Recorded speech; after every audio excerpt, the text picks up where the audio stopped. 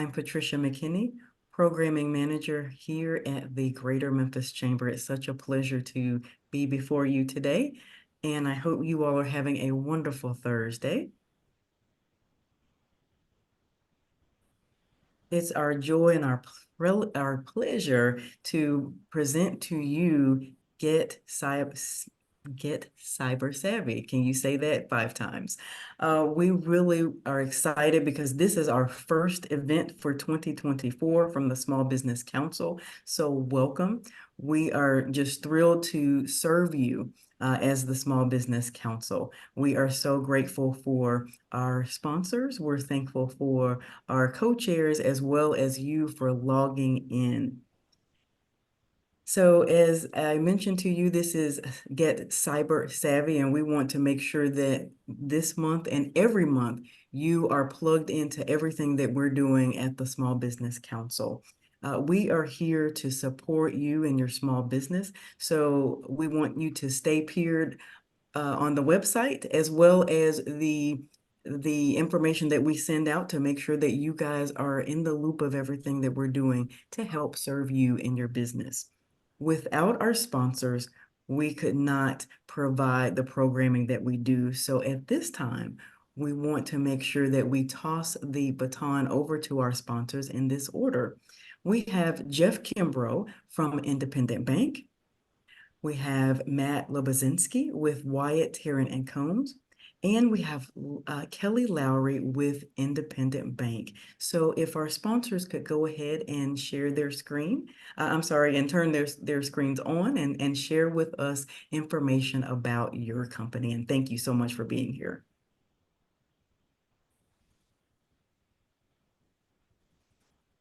Hi, good afternoon. Thank you all for joining us. I'm Jeff Kimbrough with Independent Bank, Vice President of our main office here at 5050 Poplar.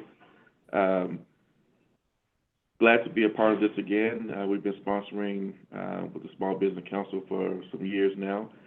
Looking forward to a wonderful list of events for 2024. We do hope everyone is off to a great start this year. We do appreciate everything that the Small Business Chamber has been doing for our community.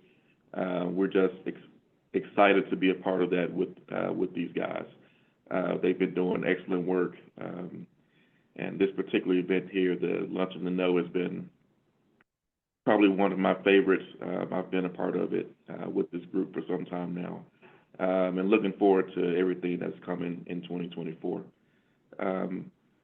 Independent Bank, we are celebrating 25 years. So we're excited about that. We're hoping to have everyone in the community excited and join us as well as we continue to celebrate throughout the year. Myself, I do believe I have other staff members part of this event as well. So I'm going to list my information in the chat session. So if there's anything I can be assistance of for you, your business, by all means, reach out. I'm willing and look forward to helping any way I can. Thank you, and I hope you all enjoy today's event. Hi, everyone. This is Matt Lubazinski from Wyatt Tarrant & Combs. Wyatt Tarrant & Combs is excited to be a sponsor again this year, and this is a great way to kick off the 2024 session, especially because we get calls weekly, if not daily, about cybersecurity issues, especially ransomware, malware, all those. So if any of your businesses fall victim, hopefully not, but if they do, feel free to give us a call over here at Wyatt Tarrant & Combs, and I look forward to the program. Hey, good morning. It's Kelly Lowry, or I guess good afternoon. Kelly Lowry with United Healthcare. So 2024, if you're looking at the health and resource calendar, not sure that all of you guys do that, but we certainly do here at United Healthcare. And January is actually Preventive Care Month. All of our plans at United Healthcare that we have for small businesses have preventive healthcare at $0 copay. And what preventive care is really all about is getting those checkups and screenings that really reduce your risk of getting health issues and more serious diseases. So something that we really encourage at United Healthcare. Again, January is Preventive Care Month, so make sure you get those screenings scheduled. And just would encourage you, if you don't know about our health insurance options for small businesses there in Memphis through the Greater Memphis Chamber, touch base with your broker or your one of your contacts at the chamber. They can direct you, and we can help you with get some information about the plans that we offer. We are excited for 2024 and to continue our partnership with the Greater Memphis Chamber. I appreciate the invitation to attend these events. I always look forward to them. So thank you guys. Thank you. Thank you to all of our sponsors. We really appreciate your continued support. Now, without our sponsors, this could not be possible, but we also have to really give a nod to our amazing leaders of our Small Business Council. That would be our co-chairs, Larry Robinson, and joining us this year as co-chair with Larry is Meredith Hennessy. So I'm going to turn the floor over to Meredith. Thank you so much, Patricia, and good afternoon, everybody. So happy you could join us today. And I want to say how excited I am and how honored I am to be stepping into this co-chair role. Excited to be working and learning from Larry Robinson, and grateful certainly to Dottie Summerfield, the former co-chair, for laying such a great, solid foundation. So as Patricia noted when she kicked things off, we're always looking to better understand the needs of our small businesses and how we can best support and be responsive to your needs. So don't be shy. Feel free to reach out to us, share your ideas and suggestions. We do have an exciting year of programming lined up. Just to keep you, here and engaged and have something to look forward to, I'll highlight our upcoming February session at the close of today. But you can always find our upcoming events at the Chamber website. So there's actually even a section there devoted to small business. So I encourage you to check that out if you haven't already. And with that, I'm going to hand things over to my esteemed co-chair, Larry, to introduce our panelists today. Hello, everyone. Happy afternoon. We have two amazing experts in the area of cybersecurity. And, I want to definitely get to the information as quickly as possible. But let me give you a little bit of information about them. First, we have Mr. Chris Yancey of Protec. He's the Security and Solutions Advisor of Protec Services Group. And as the Security and Solutions Advisor for Protec, Chris provides end-user training on various solutions, including Microsoft Office 365 and online security awareness, assist customers in getting the maximum value from solutions, and help identify areas in which clients can utilize additional services. So we got definitely Chris, and tag teaming with Chris today, we have Mr. Jeremy Baker from the FBI. Jeremy entered on duty with the FBI as a special agent in 2004. Following new agents training, he was assigned a Memphis field office where he investigated violent crime, gang, and police public corruption matters. Mr. Baker also served as a special agent, accountant, and a member of Memphis Evidence Response Team. Mr. Baker is a certified fraud examiner certificate in 2006 and became the FBI crisis management coordinator in 2010. In 2020, Mr. Baker began work on a master's degree in cybersecurity risk management from Georgetown University. And in 2021, he became a member of the FBI's adjunct faculty program, instructing on behalf of the cyber division in the U.S. and abroad. So without further delay, I want to make sure and turn the floor over to Mr. Chris Yancey and Mr. Jeremy Baker. Thank you for those words. I appreciate that, Larry. Thank you to the Greater Memphis Chamber for allowing me to speak to you all again. My name is Chris Yancey. I'm with Protec Services Group, and we have a long-lasting relationship with the Chamber. And so really good to be here. I'm going to go ahead and share my screen now so you can see my presentation.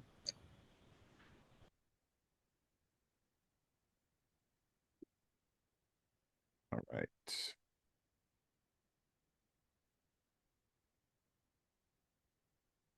So we're going to start off with just a quick overview of why we're here. And we're here to speak to primarily small businesses, but it really doesn't matter how small or large your business is, even if you're just a sole proprietor of a business. We really want to make sure that you're keeping your data safe. So Jeremy and I have put together a presentation. Again, it is going to target those business owners, but even if you're just an individual, this is just information to keep you and your data as safe as possible. So without any further ado, let's go ahead and get into it. This is the type of headline that we're trying to prevent. We don't want to see this happening to anybody in our greater Memphis community or the surrounding areas, but it is happening at a very rampant pace. So we want to make sure that we're doing everything that we can do to keep our data safe, because this is the type of headline that the Greater Memphis Chamber does not want to see. But it doesn't take 20 people, it doesn't take 10 people, and it really only takes one person to be really careless with emails, with compromising your data, letting your password slip out in the open. There's a number of things that you really need to make sure that you're doing to keep all of your ducks in a row to keep that data as safe as possible. So this is just a list of some of the biggest data breaches of all time. You'll see some very familiar logos on this chart. And again, I'm sure that they have very competent, very large IT departments. All of their security has been put in place with companies like Yahoo, Facebook, Marriott, Instagram, Microsoft. You wouldn't expect a hacker to be able to slip through the cracks and get into this sort of data ecosystem. However, it only takes one person, one employee at one of these companies to let somebody slip through the cracks. Hackers are not brute forcing their way into these networks. They're really finding back doors that the employees are leaving open, whether it's a weak password or a reused password. It may be a phishing email. We'll definitely talk about that in a second.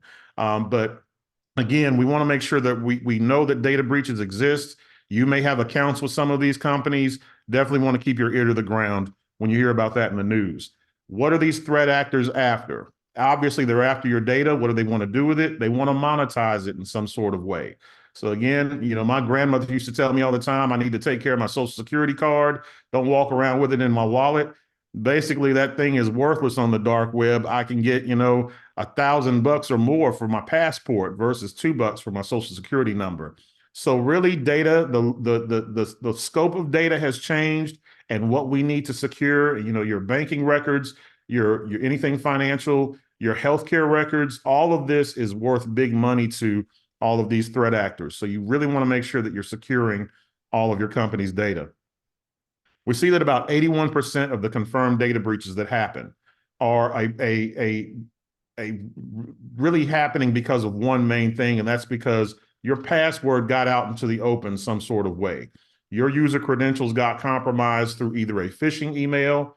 Maybe you were just sharing that password with your coworker. They got logged out of their account, and you wrote it down on a Post-it note, handed it to your coworker. God knows what happened to that Post-it note after that. Just a number of ways that you see on this list. Of course, phishing is the main way that they're getting a hold of these passwords. Password duplication, in my mind, is way too low on this list. I would raise that up a bit, because a lot of us are reusing passwords. Is your Disney Plus password the same as your Hulu password, the same as your mobile banking password, the same as your password at work?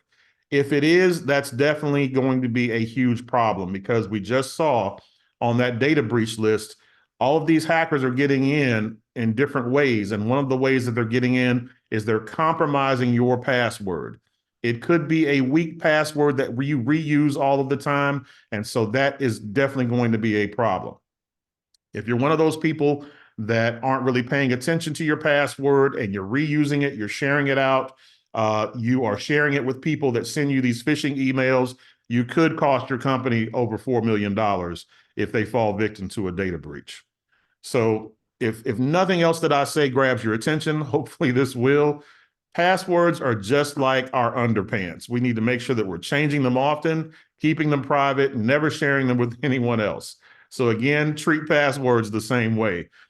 We do a really good job for the most part when we're creating passwords, but a lot of times people are still using these common mistakes. And hopefully you're not using your pet's name, the city where you live. You're not using your birthday, your favorite vacation destination, which in my mind would be Disney World, your anniversary. All of these things can be found where? Pretty much on social media. I can see all of this information on social media very, very easily. So again, it's not hard for me to find out what your birth date or your anniversary is. Make sure that you are keeping this stuff private, but make sure that you're creating a secure password and not using any of these prompts that you see here. So people are always saying to me, okay, Chris, you're always yelling at me about what not to do when it comes time to creating a password. What should I do? Should I be using capital letters, numbers, special characters? And I'm gonna steal Jeremy's thunder here for a second because I actually got this idea from the FBI. But you could create what you feel is a really complex password. So I could take a word in the English language that we rarely use, like troubadour. And so what I'm going to do is I'm going to put the special characters in there. I'm going to throw some numbers in there and make sure it's got a capital letter in there. And I think that thing is rock solid. There's no way anybody's ever going to guess that password. Well, these threat actors are not sitting there guessing your password. They have got software that is running about 1,000 guesses per second. It's only going to take 3 days for that threat actor to get in that password. So if he really wants to get into my account, it's not going to take him but 3 days with his feet propped up, sitting back in his pajamas, eating Pop-Tarts, watching Netflix before he gets into that account. No skin off his back whatsoever. However, I'm not going to remember that password whatsoever. That thing just looks problematic for me to remember. So what the FBI said was they said, you know what? Instead of using passwords, use passphrases. And what that's going to do, it's going to enable you to create a more secure, more complex password. It's going to take a lot longer for that threat actor to crack. So I could take 4 common words, totally unrelated to one another: correct, horse, battery, and staple. And believe it or not, the same software that took 3 days for that password at the top, it's going to take 550 years for a threat actor to guess those 4 words put together. So again, you can create a story in your head. Maybe it's something funny that you saw on TikTok, something funny that your child says all the time, but try putting those 4 words together. You'll create a more complex password called a passphrase. You can actually test this out on a site called howsecureismypassword.net. What you would do is, again, I urge you not to put your current password that you're currently using in on a site like this, but go ahead and make up a password, try it out, and see for yourself. It's actually going to tell you how long it would take a threat actor to compromise this password. And in fact, this tool was so successful, it actually got bought out by security.org. You can still get to the site at howsecureismypassword.net, or you can go directly to security.org and use that. So what I did was I used a password that I reused and reused all the time back in the day before I knew any better. I put it in and it said, you know what, Chris, you're going to get hacked instantly. That thing is trash. Do not use that password. So I thought I'd be cute. I was going to put an exclamation point at the end, see what that did. And it said, you know what, you bought yourself a day. Then I did exactly what the FBI suggested. I used a passphrase. I took 4 words, put them together, put it in, and it told me it was going to take 10 trillion years for the threat actor to guess that password. So kudos, Jeremy. The FBI knows what they're talking about. You definitely want to use passphrases instead of passwords. So consider making that change today, everybody. So on the average, we see that about 99% of users are reusing passwords. It's just something commonplace that we do. Just on the average, if you look at your phone, every application on your phone takes a username and a password. I don't care if it's your mobile banking account, whether it's Netflix, Grubhub, Uber, everything takes a username and a password. So when it comes to creating a new password, a lot of us, 99% of us, in fact, are just going to go back into the recesses of our mind and say, hey, let me use that one password that I'm always using for everything else. Well, the problem with that is again, if I want to get into your mobile banking account, there's only so many banks in the Memphis area. If I can guess your Facebook password, or if I can get into your Grubhub account, chances are you're going to use the same password on Facebook, LinkedIn, PayPal, on any of the mobile banks here in the Memphis area. And if I know where you work, I can try that password there as well. Because again, 99% of us are reusing password. So what's the solution for that? So is Chris actually telling you to use a unique password for each and every account? That actually would be the most, secure thing to do, but you're not going to remember 100 or 200 different login accounts or 200 different passwords.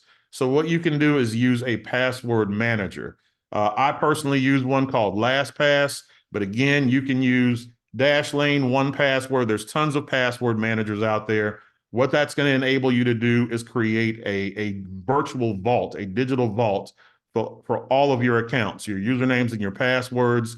It has zero knowledge encryption on it. And again, if I want to reset my passwords, it's going to enable me to do that right there from the application. So again, consider using password managers if you do want to create a more secure environment for all of your accounts. Two-factor authentication is definitely another thing I want to talk to you all about. If you've never used two-factor, you definitely know what it is. It's providing that secondary check after you put your username and password in to that account. Usually it will send that 6-digit code to your phone. So I know with Office 365 here at ProTech, I could put my password into my account, but then I would have to get that 6-digit code from my phone, plug it in, and now I have access to my Microsoft account. However, there's a more secure way of doing this than just two-factor. You can also use applications like Microsoft Authenticator, Google Authenticator, and use what's called multi-factor authentication. So the difference between two-factor and multi-factor.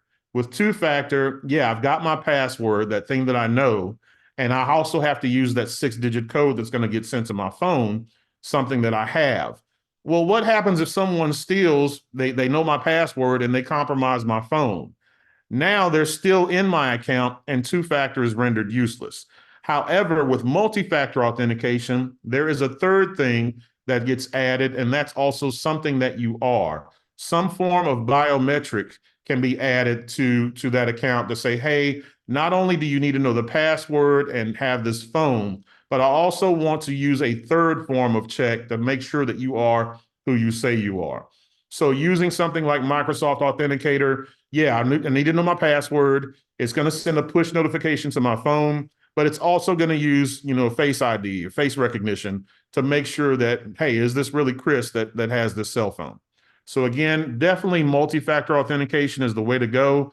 Make sure that you are utilizing multi-factor on, if nothing else, hopefully your company data, and also all of the mobile banking apps that are in the Mid-South area.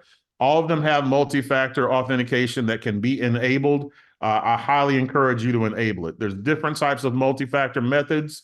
Again, you can use that 6-digit code, that SMS token that's going to come to your phone. Email tokens. You can have hardware tokens like flash drives that you can put into your USB ports. Software tokens like Duo definitely can be used. Phone authentication like Microsoft or Google Authenticator. And then you've also got biometrics like Face ID or fingerprint scanners that you can use on your computer. So benefits, all the benefits of multi-factor are listed here. Not going to go through all those, but the main two benefits that I do want to talk about is, again, one, it's going to prevent those unauthorized threat actors from getting into your account. But the second thing it's going to do is it's also going to serve as sort of an alert to you to let you know, hey, if you do see that 6-digit code pop up on your phone or Microsoft Authenticator opens and you're not trying to actively log in at that point, then you know you have a problem. Somebody's compromised that password. No need for alarm because you've got multi-factor authentication enabled. You just need to make sure that you change that password and create a more secure password using passphrases from here on out.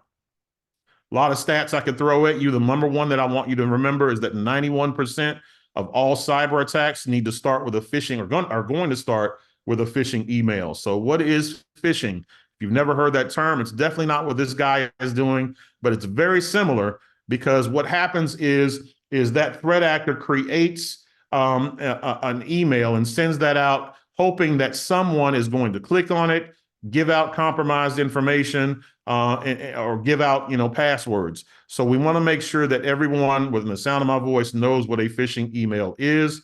It's the activity of defrauding a user of sensitive information by posing as a legitimate company or person in your email.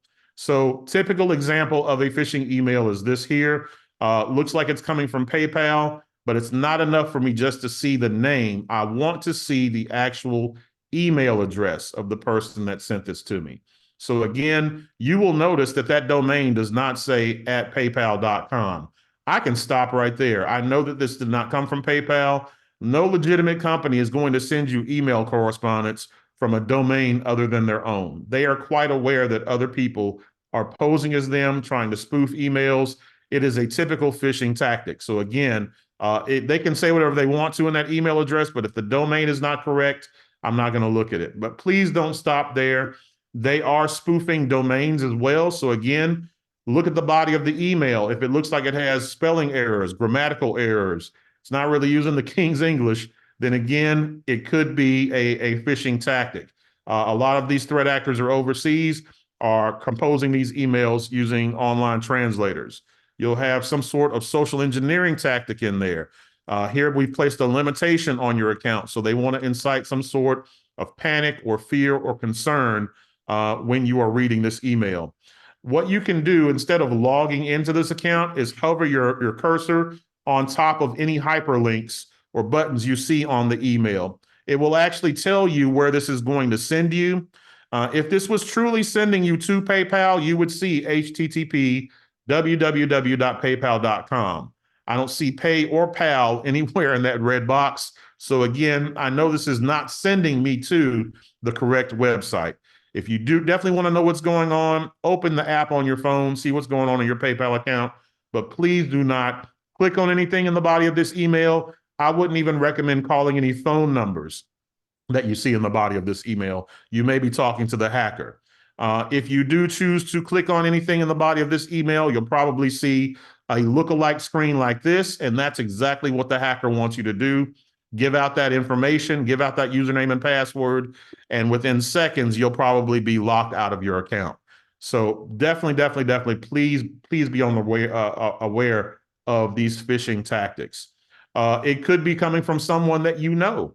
A spear phishing tactic would be something directly aimed toward an individual. They know that I know Patricia McKinney at Greater Memphis Chamber. We're good friends. We're always corresponding with one another. And so it's nothing for them to send this email out looking like it's coming from Patricia. So apparently they've got this attachment that says that Memphis Chamber's got some legal issues. They've got a nice hyperlink to the Memphis Business Journal that says that the chamber is accused of fraud. And Patricia says, did you see this? You can bet this will come up in the next meeting. Didn't want you to be blindsided. It's not enough for me just to see the name or the signature. Again, first thing I told you before on that PayPal email, I want to see who sent this to me. I want to see the actual email address. And when I look at that, I can tell that that is not the correct email address. It's not Patricia's email address. That domain should be something different. So again, if I were to click on either the hyperlink or download that attachment, it could send me to a very bad place. And if I'm at work here at Protect, it could send everybody that's logged into the network into a very bad place. So I want to make sure that I'm being very careful with what I click on in the body of my email. Not just my computer, my phone is subject to that as well. It looks like it's coming from Apple, but on my cell phone, I can actually hit Apple Incorporated and see that does not say at apple.com. So be very careful about your cell phones as well. In closing, talking about our cell phones, be very, very careful about the QR codes that you scan. You know, coming out of COVID, we're really definitely into this QR code phase, especially when you go out to eat with restaurants, and it's very convenient. I do understand that, but you want to be very careful about what you're scanning. Please don't walk up to just some random flyer that says scan me, whip out your phone and start scanning it. You don't know where that QR code is taking you. Really, that's the equivalent of clicking on a hyperlink in the body of your email. You have no idea where it is sending you. So just some really quick tips. Make sure you're using the built-in QR code scanner on your camera's application. And when you do hover on top of that QR code, make notice of the actual site that it's sending you to. You can see in this graphic, it looks like it's sending you to Instagram, but that thing is misspelled. That's not how you spell Instagram, people. So I'm probably not going to click on that code if I hover on top of that QR code. Again, check for physical tampering of the QR code. A very typical tactic is to use a sticker and place it on top of an existing QR code so that code sends you somewhere else. So make sure that QR code has not been tampered with, and make sure you're reviewing that link like I just said. This is what we're trying to prevent. Hopefully, I've given you some tips to do that, because we don't want to see your company listed here on the news or on top of the commercial appeals saying that you've been a victim of an attack. Just make sure that you're thinking before you scan on anything. You're definitely thinking before you click on anything. Right now, thank you for your attention. I'm going to turn this over to Jeremy so he can give you some very, very pertinent information as well. Great. Thanks, Chris. That was fantastic. Really appreciate you giving everybody a lot of practical tips.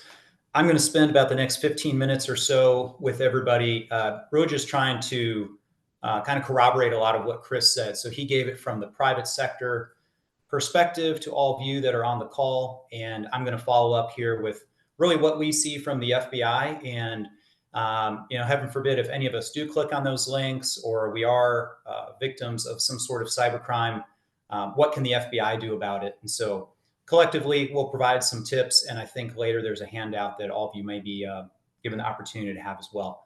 Do apologize. We had a little glitch with the Zoom call here. So thanks to Chris, he's going to be my driver here through these slides so we can go on to the next one. All right, so I've shortened this a little bit today just for brevity, but I don't want to assume that everybody is very familiar with the FBI.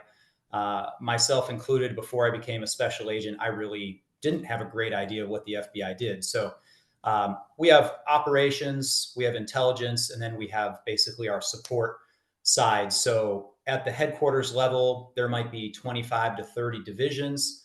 Some of those are investigative, and those are the ones that focus on these 8 priorities. And then again, we have our intelligence branch. And then really on the support side, we have a fleet of automobiles, of thousands of vehicles, some very specialized. We have to keep the lights on and all those things. But today we'll focus on our operations. And as you can see on the screen, these are our top 8 investigative priorities. Inherent in those as well is kind of a 9th and a 10th, which is to keep our own information technology up to date and secure. And then always working with partners. So a big part of that partnership piece is public and private partnerships. So us from the public sector, working with other partners, and then working with all of you on the private side. And if you can recall from my first slide, that's why I title this kind of speech usually the FBI's private sector outreach, cyber and complex financial crime, because it's typically when we engage with the private sector, they want to know, how do we keep our employees safe from hackers? How do we keep our networks safe? And then really, what are the things that are plaguing our employees and really them as people as well? So a little off topic from cyber, but closely related. I'll talk today a little bit about just a lot of the fraud matters that we see. It is really, really big right now, probably at levels we've not seen in a number of years. So before we go to the next slide, if you can just see here, cyber is now mentioned twice in our top 8 priorities.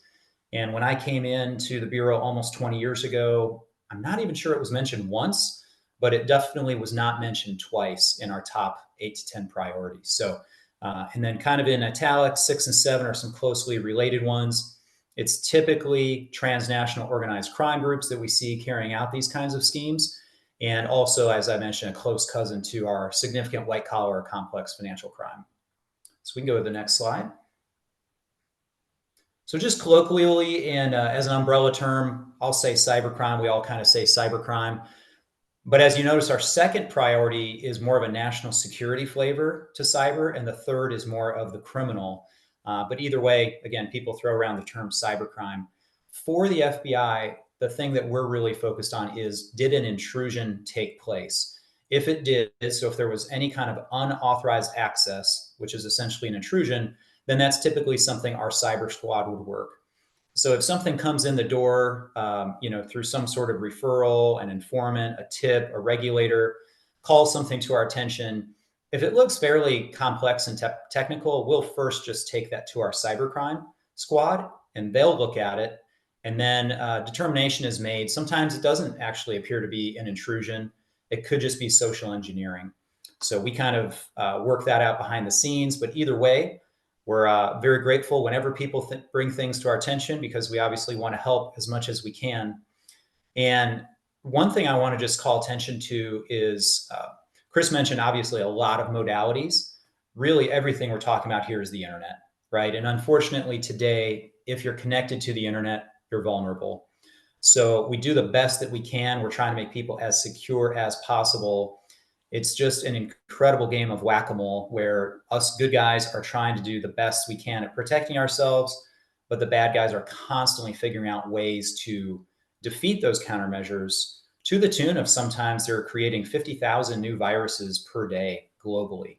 So, and those are things that they're aiming not just at your work network or your cell phone. I mean, it could be individual things that we just don't think of much, like Bluetooth.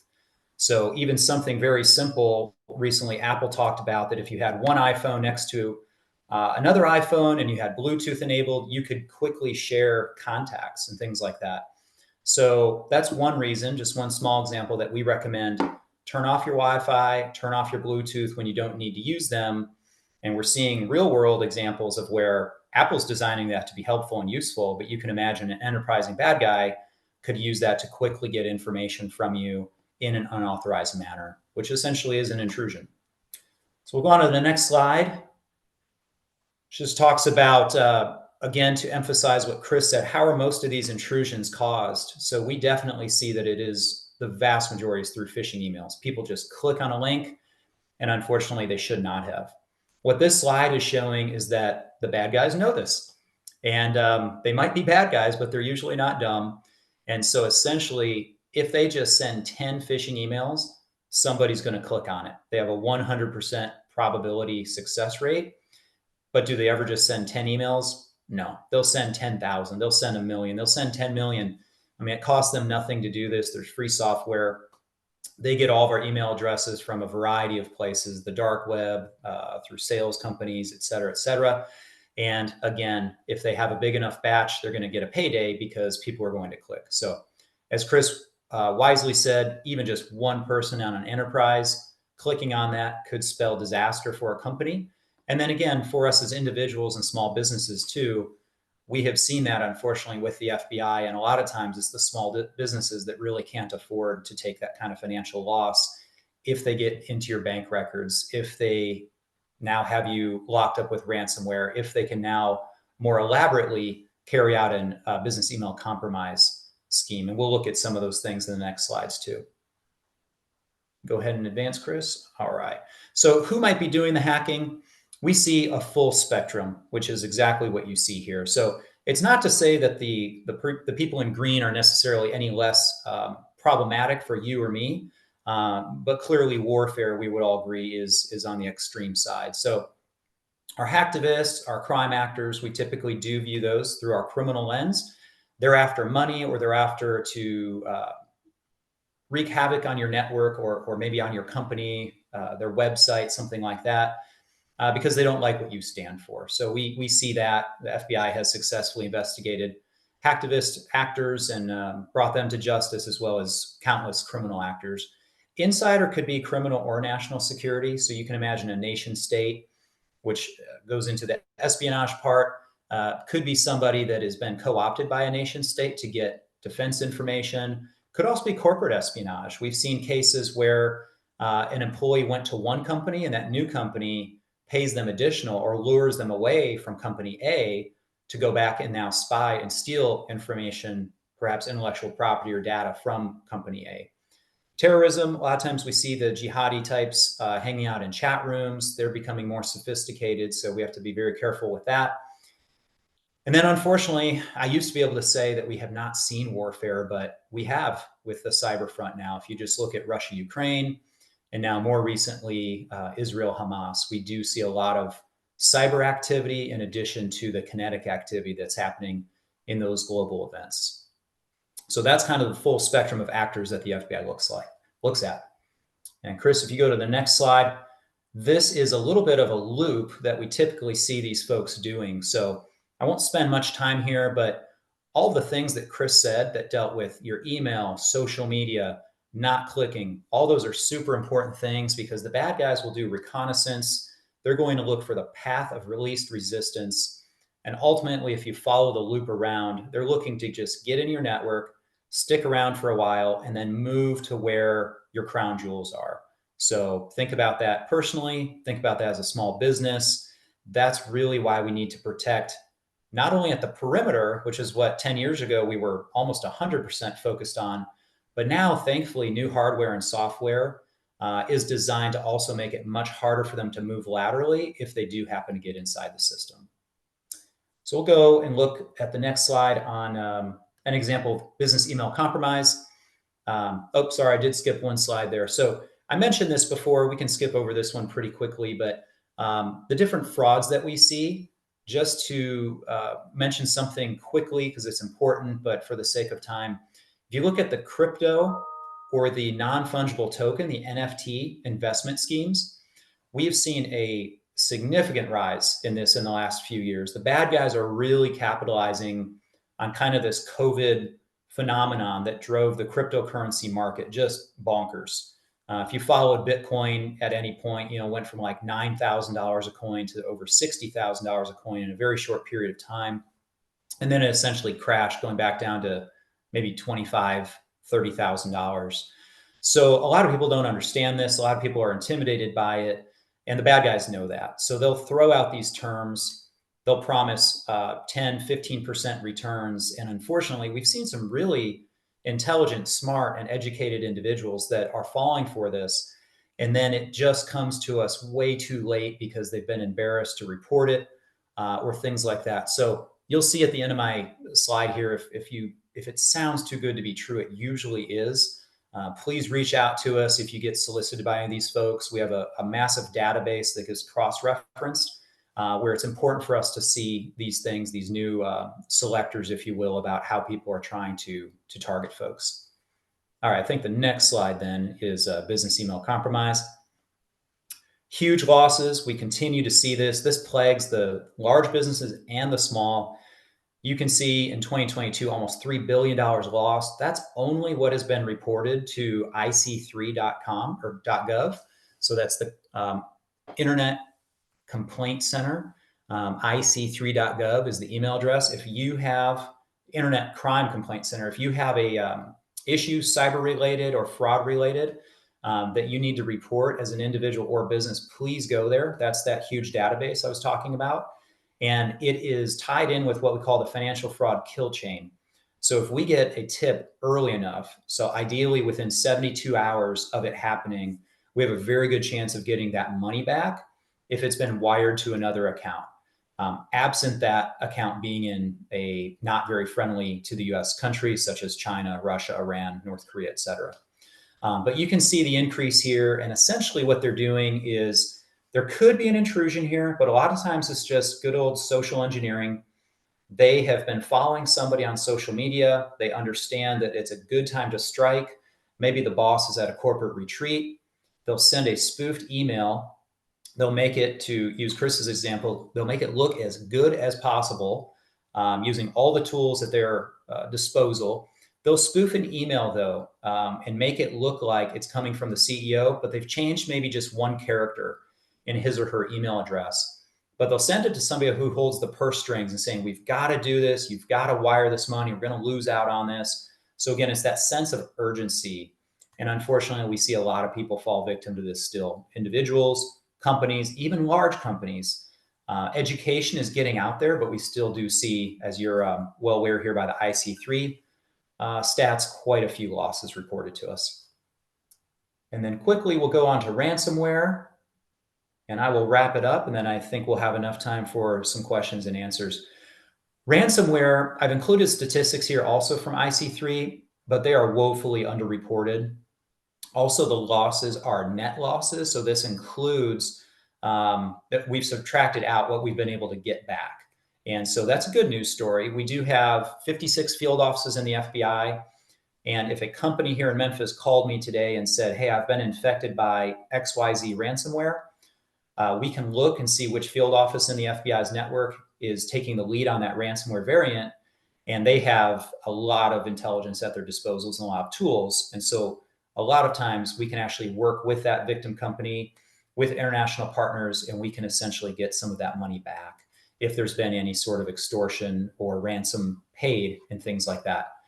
Unfortunately, these ransomware actors, they change their tactics a lot, and they target some really important targets, right? Such as police stations and departments, hospitals. There's even been some reports of, unfortunately, deaths in hospitals due to their systems being locked up. They couldn't treat the patients well. So it's a very serious problem. It's not going away. There are some huge ones where millions and millions of dollars are sometimes paid to these actors. So again, I put the losses in there for perspective, but it's definitely a far cry from what the reality is on that. COVID really drove this and all of these online activities to the extreme. And so 2019 to 2020, we just saw an explosion of all these types of internet crimes and frauds. All right, next slide.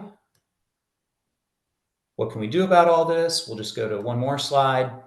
Just nuts and bolts of it. Number one, prevention. And Chris, again, did a wonderful job of explaining a lot of tips, a lot of very helpful things that you all can do as individuals and businesses to stay safe. Number two, hopefully you have some sort of security apparatus in your business, or at least some sort of methodology to report security incidents. If you're a really small shop, I would recommend that fourth thing right there on the slide as part of that, ic3.gov, as well as number three, call us. The worst thing that can happen is we say, thank you for the information. We're not able to help you with that, but we think maybe so-and-so can, and we can try to refer you elsewhere. Sometimes it doesn't meet, federal prosecutorial guidelines and things like that, but I would still recommend that you call. We are able to help a lot of folks one way or another. So those are four things to remember. And on the last slide here, I alluded to this. If it sounds too good to be true, it probably is. And then above that, very much consistent with what Chris was saying, think before you click, strong passwords. Anti-malware is a great idea. Things like Microsoft products now have Windows Defender and things like that built in, but a layering approach from a reputable anti-malware company is not a bad idea. Update and patch, as quickly as you can. And then backups, ideally offline and tested regularly, just so that those are not corrupted as well if you do have a ransomware incident.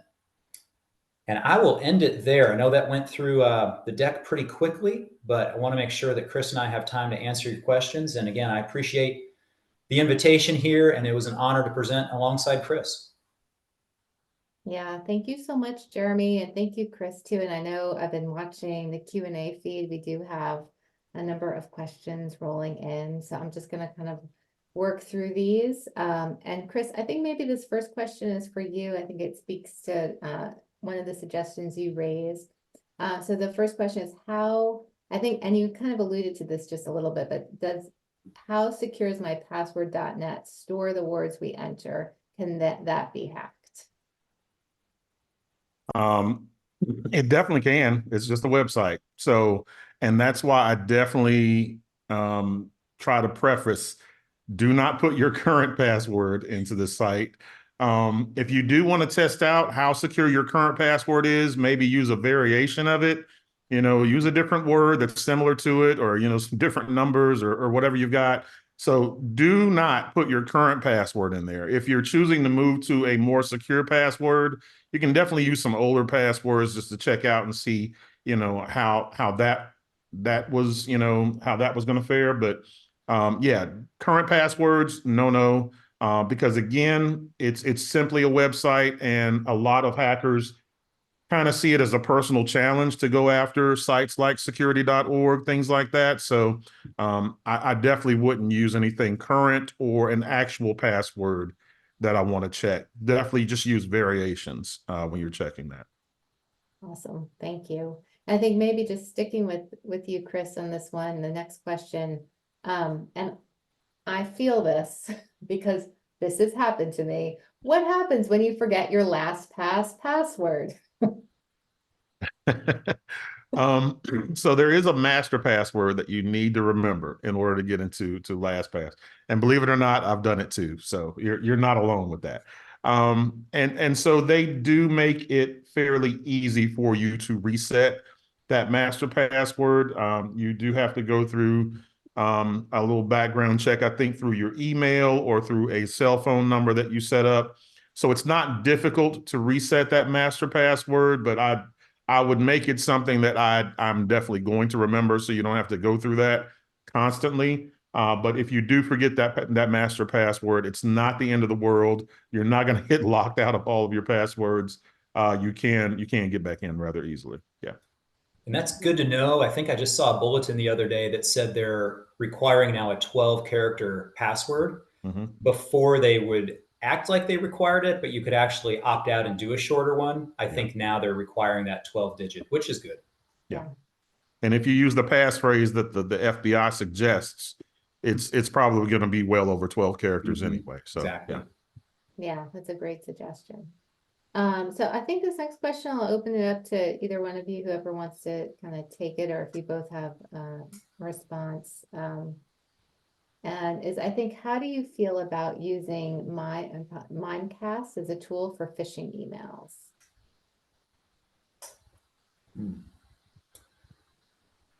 Chris, any ideas? I'm honestly not familiar with that. I'm not familiar with Mimecast that much either. I wish I had an answer, but I would just be spitballing. So don't know how secure that is. And if anybody wants to follow up with me afterwards, I'd love to look into it more. I think that may be like an extension of your email security, if that's what they're referring to. But feel free to contact me offline. I'd be happy to help look into that.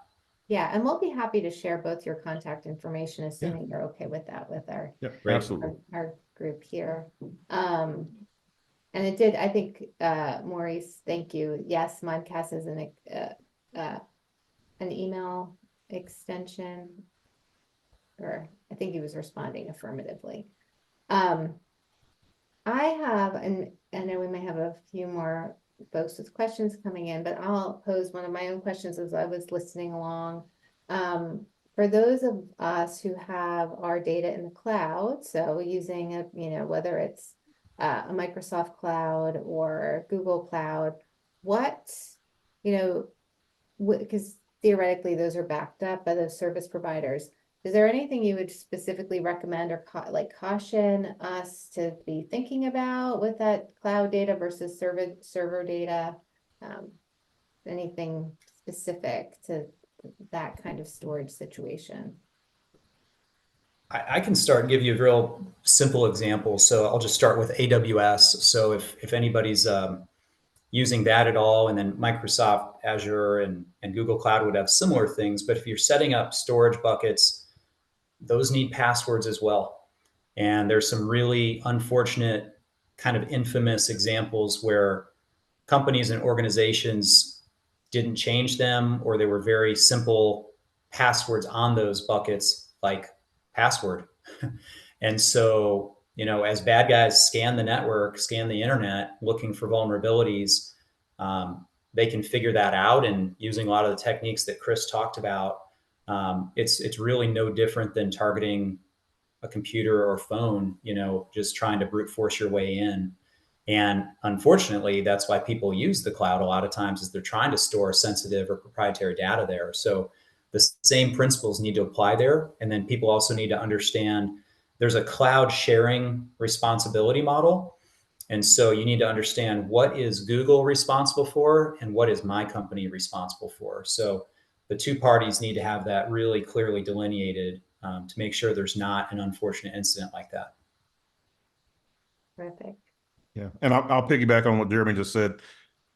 When you're storing data in the cloud, which is again by far safer than storing it on your computer or somewhere else, like flash drives, which I cannot stand. I shudder at the word flash drive, but definitely want to store your data in the cloud, whether it's your OneDrive or companies are utilizing SharePoint and methods like that in order to store the company data. You want to make sure that you are constantly reviewing how you're sharing that data out. Because again, you can store it in the cloud, but I can easily share that with other people. So if I need to send something to Jeremy or to you, I can easily send you a link that allows you access to that data. But people need to be aware that you can put stringent, parameters on how you share that data out, whether it's a password that they need or an expiration date that you can set on how long that link is going to be active, whether or not that link can be sent out to another third party, or if it's only going to be for Jeremy's eyes or Meredith's eyes. So again, make sure that you're constantly reviewing, because you may share this out and have that link open to anyone for the next year and not even think about it until, 2 years down the road. And then you say, oh, I need to make that private again. So just constantly make sure that you're aware of how you share that data out and review those those sharing policies on a regular basis with some of those files. Yeah, that's a great reminder. Okay, I know we've got just a few more minutes. We do have another question in here, I think about kind of a specific issue. If a comment about using Amazon Web Services, and an email being sent on the business owner's behalf, but they didn't send it. Any recommendations on steps they can take going forward other than resetting passwords to just make sure that they're not victim again of that?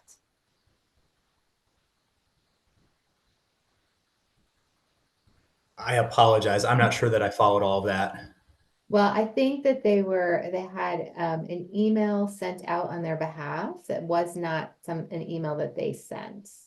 Just trying, maybe kind of a spoofing situation. Yeah. So for us, again, that's a perfect scenario to go to www.ic3.gov, and you could log that, because the complaint form there will ask for all the fields that you're able to report on. If there's email addresses, phone numbers, names, IP addresses, any of that data will go into that warehouse, and it will be cross-referenced. So we'll even see if somebody's already working something like that in the FBI, and there could be leads sent to our field office to follow up with that individual. So it takes a few minutes. It's definitely worthwhile. To be honest, it may come to nothing. Sometimes it doesn't, because there's just so much data. But we do regularly get leads, and that's one of the main tools that we use in our cyber fight nowadays. Great. Well, yeah, I mean, even if you can't help yourself at this moment, you might be able to save somebody else in the future. Absolutely. Right? And that's a big part of it, is just sharing that intelligence, so we learn what are the bad guys trying to do. Yeah. Well, I think we're just about to close out. We're coming close to 1 o'clock. I know there's a couple more questions coming through in their Q&A, but what I would say is maybe folks can follow up with you directly. I think Patricia's going to share out information. Chris and Jeremy, I want to thank you. I'm also going to do my plug for our next session, February 28th. No, is it 28th, Patricia? Did I get that right? February Yes. 28th on networking. So encourage you all to join us again and invite those on, in your business who might benefit as well. Spread the word. And so Patricia, I'll hand things over to you. Yes, and Larry, if you have any lasting words, you're welcome to pop on as well. But if you have any questions, feel free. I did put the panelist information in the Q&A section, but I will be following up with a survey anyway, so I'll have their contact information, and any lasting nuggets that our panelists want to share with you, I'll include that as well. So Larry, I want to toss it over to you. Well, thank you so much, Patricia. I just want to say that we are really working hard to provide programming that benefit our small business community. So the surveys that you see or any type of information you could pass on to us would be greatly appreciated, because we want to serve you with the Small Business Council of the Greater Memphis Chamber. So with that, get cyber savvy. Thank you, Chris Yancey. Thank you, Jeremy Baker. Really appreciate it. And to my co-host, our co-chair, Miss Meredith Hennessy. I like being co-host, Larry. It kind of feels Co-host, that co-host, way. yeah. There you go. There you go. Well, see, I'm used to saying co-host all the time. And the queen, Miss Patricia McKinney, thank you. And that's all. Thank you, everybody. Thank you. Thanks, Have a great rest everyone. of your day. Thank you you. all. Appreciate it.